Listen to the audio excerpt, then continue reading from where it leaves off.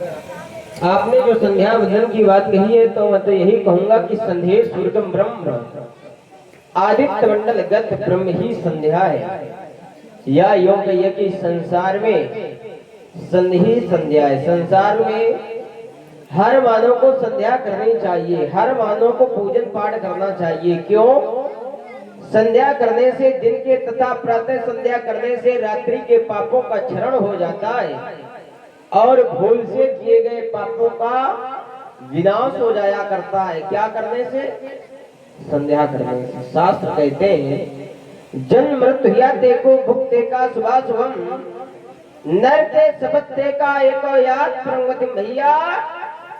इस संसार में एक बात निश्चित है, मनुष्य अकेला जन्म लेता है और अकेले ही मृत्यु को प्राप्त हो जाता है। अकेले ही सुख दुख शुभ अशुभ फल भोगता है और अकेले ही यदि अच्छे कर्म करता है तो स्वर्ग की प्राप्ति करता है और बुरे कर्म करता है तो नरक की प्राप्ति करता है। कौन?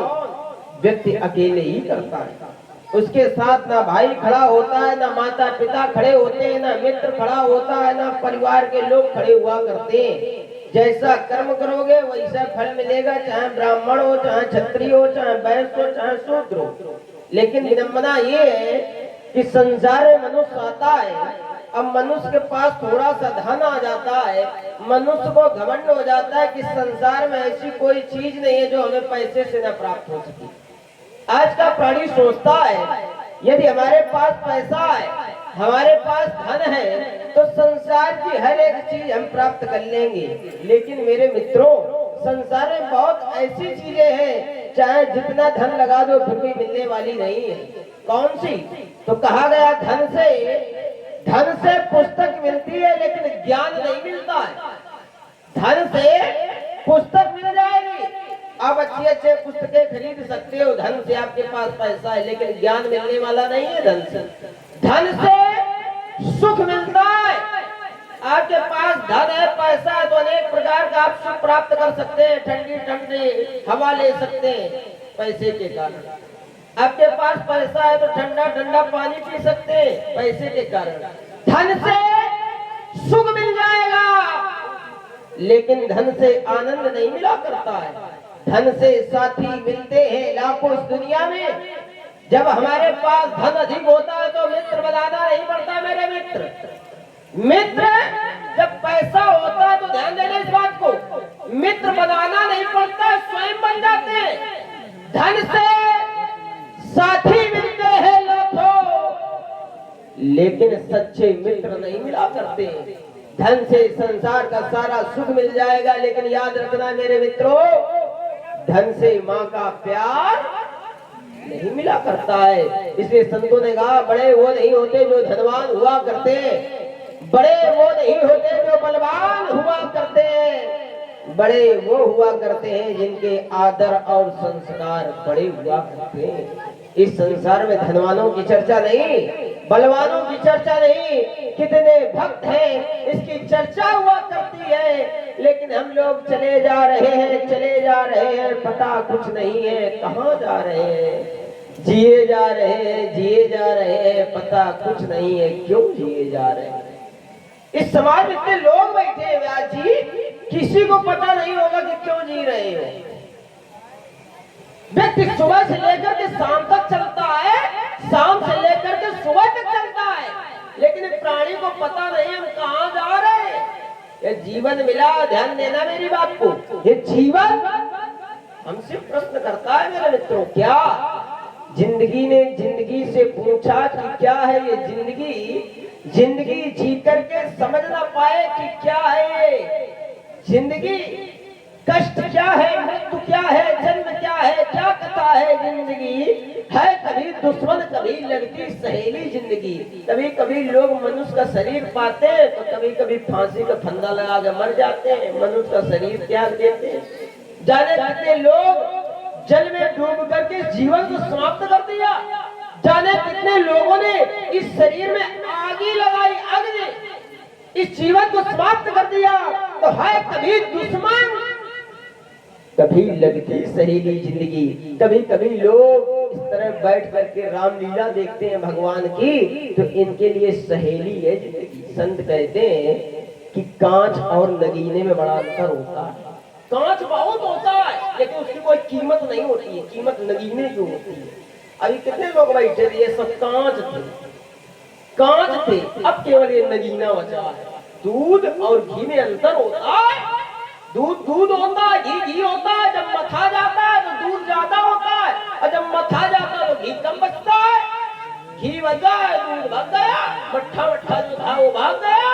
तो संत कहते हैं कि कांच और नगीने में बड़ा अंतर होता है, जैसे खून और पसीने में बड़ा अंतर होता है। इसी शरीर में पसीना भी है, इसी शरीर में खून भी है, लेकिन अंतर जमीन और आसमान का होता है। संत कहते हैं भेड़ों की तरह जिंदगी जीने वालों, श्वास लेने और जीने में बड़ा अंतर होता है। श्वास लेने मात्र को जीवन नहीं कहते, जो धर्म के साथ जिया जाए उसे जीवन कहते। मैंने देखा इस संसार में हर व्यक्ति अपने अपने तरीके से जीवन जी रहा है। जैसे कोयल को राग सी, भौरे को पराग सी, पतंगे को चिराग सी लगती है ये जिंदगी। चिड़ियों को चहक सी, तितली को महक सी, मधुमक्खी को शहद सी लगती है ये जिंदगी। चकोर को शशि सी, पुष्प को हंसी सी, लेकिन विडंबना ये है कि मनुष्यों को फंसी सी लगती है जिंदगी। कोयल से पूछो जीवन क्या है, कोयल कहती है संगीत ही जीवन है। मोर से पूछो जीवन क्या है, मोर कहता है नृत्य ही जीवन है, नाचते रहो। भौरे से पूछो जीवन क्या है, भौरा कहता है गुनगुनाना ही जीवन है। संसार के लोगों से पूछो भैया जिंदगी कैसी चल रही है, तो संसार के लोग कहते हैं कट रही है जिंदगी। एक व्यक्ति से हमने पूछा भैया जिंदगी कैसी चल रही है, बोले ठंड है जिंदगी। रास्ते में मिले थे, उनसे पूछा जिंदगी कैसी, बताइए बुद्धि भी है, ज्ञान भी है, शरीर भी हष्ट है, फिर भी संसार में यदि रोता मिलेगा तो मनुष्य को छोड़ करके दूसरा कोई रोता नहीं मिलेगा। मोर नाच रहा है, कोयल गा रही है, भौरा गुनगुना रहा है। संसार में यदि रो रहा तो केवल मनुष्य रो रहा है।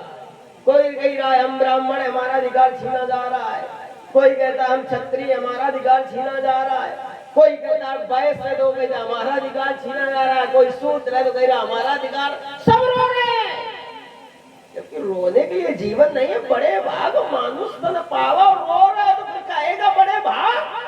भोगा न भुगता मैं मो भुगता तपो न तपता मैं मो तपता कालो न यातो मैं मो याता। तृष्णा न जीना वह मो जीना। भैया एक बात का सदैव ध्यान रखना, नाव बधी लहरों में मनमानी ना हो, नाव को तो पार जाने में कोई परेशानी ना हो। देख मधी याद रखना कोई नादानी ना हो। नाव तो पानी में हो पर पानी नाव में ना हो।